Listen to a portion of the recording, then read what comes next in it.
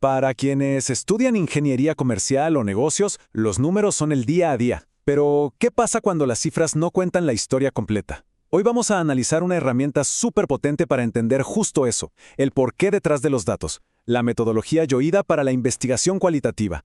Pensemos en algo que pasa todo el tiempo.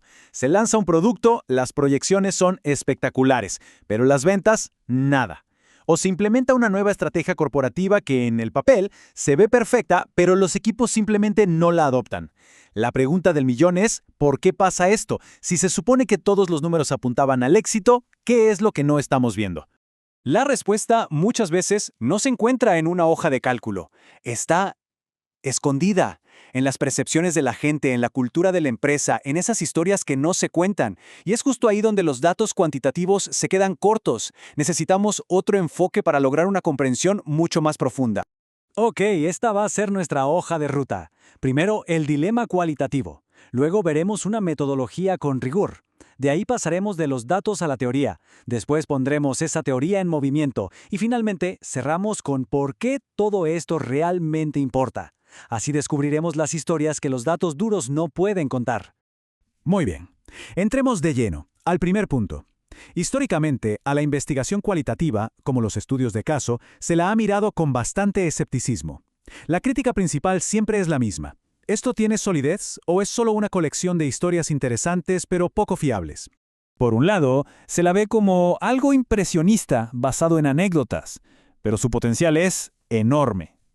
Ojo, el objetivo aquí no es la generalización estadística. No se trata de decir que el 20% de todas las empresas piensan X. No, la meta es otra, es la transferibilidad.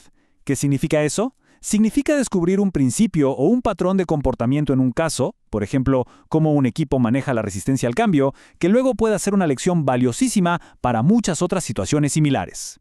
Entonces, ¿cómo logramos ese potencial sistemático? Bueno, aquí es donde entra en juego la metodología Yoya. Es un enfoque que busca darle estructura y credibilidad a la investigación cualitativa, para que deje de ser vista como una simple colección de historias y se convierta en una fuente de teoría rigurosa. El principio fundamental es este. Las personas dentro de una organización son expertas en su propia experiencia. No son sujetos pasivos de estudio, son agentes informados. Saben lo que hacen y por qué lo hacen, y el trabajo del investigador cambia por completo. No es un observador externo, sino casi un aprendiz que llega a escuchar atentamente para poder entender su mundo, pero desde su perspectiva. Y este es un punto crucial. La teoría debe surgir de la realidad de los participantes, no de las ideas preconcebidas de quien investiga.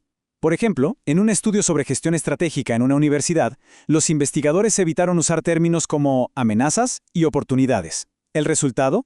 Descubrieron que los directivos nunca usaban esas palabras. Ellos clasificaban los problemas como estratégicos o políticos. Si hubieran impuesto sus propias categorías, se habrían perdido esa visión clave por completo. Ahora, veamos cómo se construye esta teoría paso a paso. Hay que imaginar el proceso como el trabajo de un detective. Tenemos un montón de pistas desordenadas y necesitamos encontrar el patrón que las conecta, para, finalmente, resolver el caso. Al comenzar, después de varias entrevistas, lo que se tiene es una montaña de transcripciones, notas y observaciones. Y es súper normal sentirse perdido en un mar de información que parece no tener conexión. Es un verdadero caos de citas e ideas. Pero como dice el propio Denny Yosha, este sentimiento de estar perdido no es un problema, es una parte esencial del proceso de descubrimiento. Es necesario sumergirse en esa confusión para poder, después, encontrar la claridad y los patrones que están ocultos. El proceso para salir de ese caos es sistemático. Pensemos en un ejemplo. Se estudia por qué los empleados no usan un nuevo software. En el análisis de primer orden se agrupan las citas exactas. Veríamos frases como «no tengo tiempo para aprenderlo» o «el sistema viejo era más fácil». Esas son las palabras de la gente.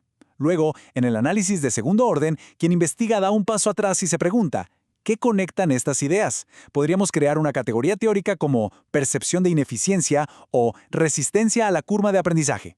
Finalmente, en las dimensiones agregadas se juntan varios de estos temas. Quizás percepción de ineficiencia y falta de apoyo gerencial se unen en una dimensión más grande llamada barreras para la adopción tecnológica.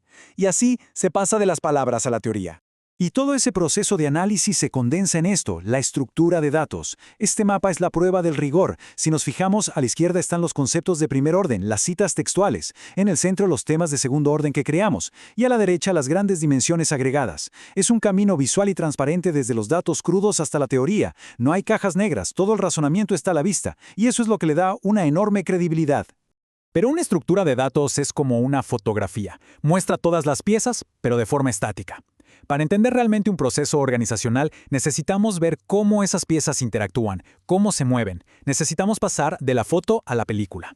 Y esa película es el modelo de teoría fundamentada. Este modelo toma los conceptos del mapa estático que acabamos de ver y, como se puede apreciar, los conecta con flechas.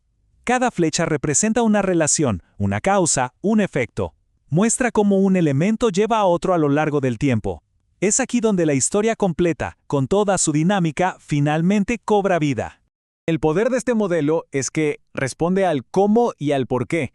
Ya no solo tenemos una lista de temas importantes, vemos cómo se influyen entre sí.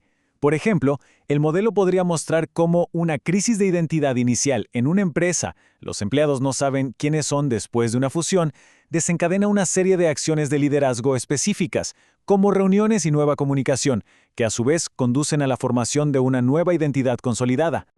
Bueno, ahora vamos a ver cómo todo esto se aplica en el mundo real. Para un futuro profesional de los negocios, esta metodología es mucho más que una técnica académica. Es una herramienta estratégica fundamental. Piensen en situaciones reales. Antes de fusionar dos empresas, se pueden usar entrevistas para entender los choques culturales que los números no predicen. Si los clientes dejan de usar una app, se puede descubrir que el problema no es el precio, sino una frustración en la experiencia de usuario. Esta metodología permite diagnosticar problemas humanos complejos y diseñar soluciones que funcionen en la práctica, no solo en la teoría. Así que, la próxima vez que se enfrenten a un problema de negocio que no tiene una respuesta clara en los datos, la pregunta clave es esta: ¿cuál es la historia humana que se esconde detrás de los números y que necesita ser descubierta? Encontrar esa historia puede ser la diferencia entre el éxito y el fracaso.